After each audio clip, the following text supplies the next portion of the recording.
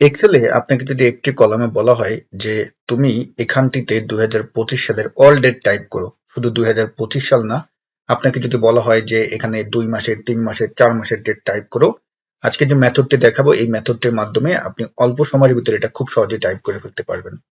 তো এই জন্য প্রথম যে ডেটটা সেটা আপনি এখানে টাইপ করে নেবেন। যেমন আমি প্রথম ডেটটা এখানে টাইপ করে নিচ্ছি, 2025 সালের 1ম তারিখ।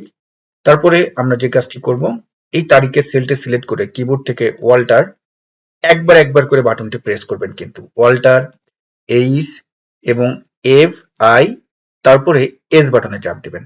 তাহলে আপনি দেখতে পারবেন ফিল্ড সিরিজের ডায়লগ বক্স আসছে। এটা ম্যানুয়াল ভাবে নিয়ে আসতে পারেন, তো আমরা এই কিবোর্ড শর্টকাট ব্যবহার করে নিয়ে আসলাম। এবং এখানে সিরিজ ইন থেকে কলামসকে সিলেক্ট করে দিবেন।